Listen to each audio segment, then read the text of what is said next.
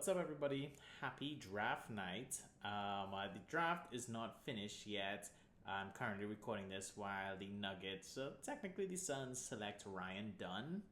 This is the first time in NBA history where the drafts will be on two separate nights, so we don't have to be here an extra hour and a half to wait for the second round to finish. That's going to kick off tomorrow with the Raptors having the 31st pick. So that's going to be pretty exciting, having the first pick in the day 2 of NBA drafts, like first ever in history. So that's pretty exciting. But yeah, I decided I really don't think we're going to try to trade into the first round. 2 picks left, so if we do, it'll be very, very weird, to say the least. But the Toronto Raptors, with the 19th overall pick, have selected Jacoby Walter from Baylor. He's a 6'5" shooting guard / small forward. I think he has a 6'10" wingspan, which is pretty impressive. As most of you who've been following the channel for a while have kind of realized, and I've said on multiple occasions, I'm not a draft guy, I'm not a draft expert. I do not watch much college basketball, if any. I do make a bracket every year for March Madness, but that's about it. So, us being so far out of the lottery, I kind of really did not pay attention to much of the prospects that could have fell to us or we could have drafted at 19. So I decided let's read up on Jacoby Walter together so I can get more excited about this pick. I am on NBADraftNet.com. So just reading through, as I said, 6'5", swingman, 195 with a 6'10" wingspan. And they say he's a solid NBA 2 guard. He has an impressive jump shot. I believe that's where most of his offense does come from, his jump shooting ability and his ability to create his own offense in terms like that. So that's pretty exciting.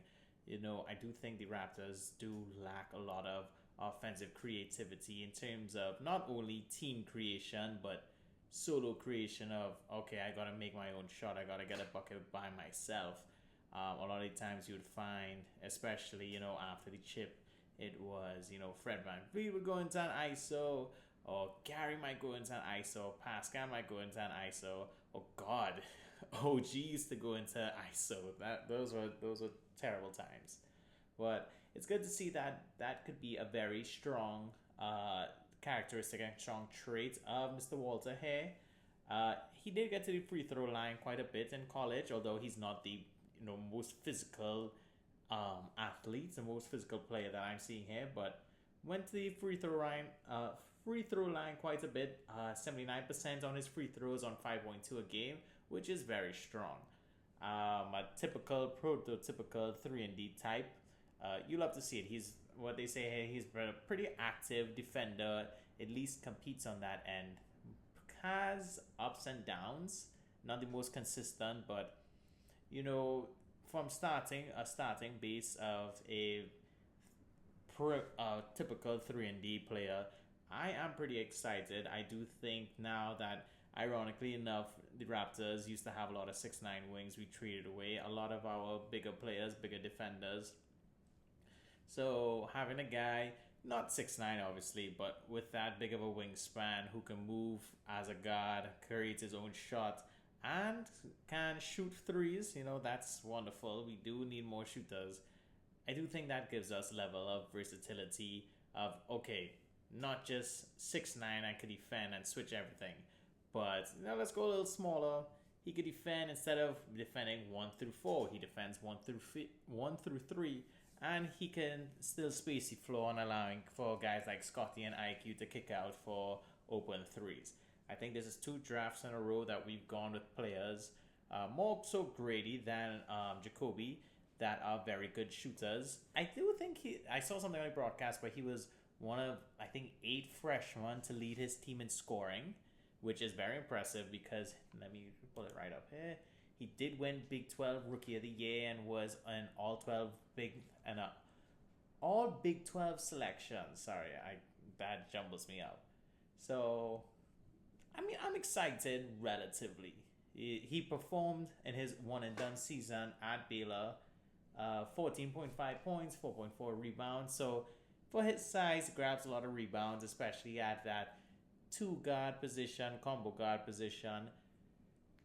Very And I believe, like, we're looking through the articles from not only NBADraft.net, Sports Illustrated did an article about him, uh, NBADraftRoom.com. I don't know where you guys go to get, like, information on prospects, or if y'all just watch videos or listen to podcasts. I'm just doing a quick run around thing to just kind of get familiar with him. Because I'll be totally honest with you, the only prospect that I like knew about was Jared McCain. The guy that's 2 days into college. And then I was like, oh wow, I think this is when Philly was about to select. And I was like, oh, I really hope McCain might fall to us. That would be cool. He was a good shooter. And then I got the alert on my phone that they picked him. I'm like, well, whoever we get, I just hope they aren't scrubs. And it certainly looks like he might not be a scrub, knock on wood. But the efficiency does look like a problem. Shot 11 shots a game, took 11 shots a game, almost over 6 from 3, was 34% from 3, but 37% from the field. Not the most efficient. Looks like he could get very tunnel vision and led to poor shot selection. Not the best athlete, tunnel vision, poor shot selection. Does kind of get me worried about him, but I would say I would be a little more worried if he was going to a team or selected higher where he would be more so of the focus. But I think hopefully in this team dynamic, he'll be able to take a lot better shots. He'll have guys like Scottie and IQ to set him up, and also working off of players like Kelly and RJ. So hopefully he brings up that area of his game, the decision making, especially, that's something that you want to hit the ground running and really improve on in your rookie season to really be an asset to the team. That's all I could really say. I don't know too much about him. I'm hoping to learn a lot more about him. Can't wait for all those mixtapes to come out on Instagram and TikTok about and seeing his highlights.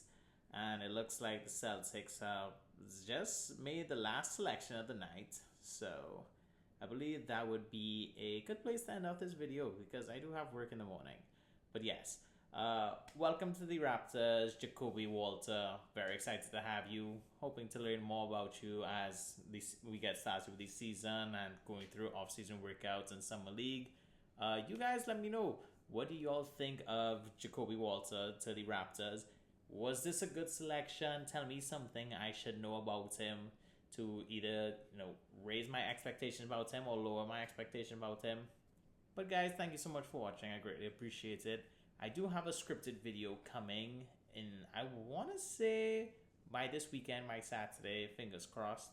I'll have everything recorded and edited out. It's just more of an off-season preview of what will be our finances and free agents to look after and our own free agents. So look out for that hopefully this weekend. But that really is it. Once again, welcome Jacoby Walter, and you guys have a good night.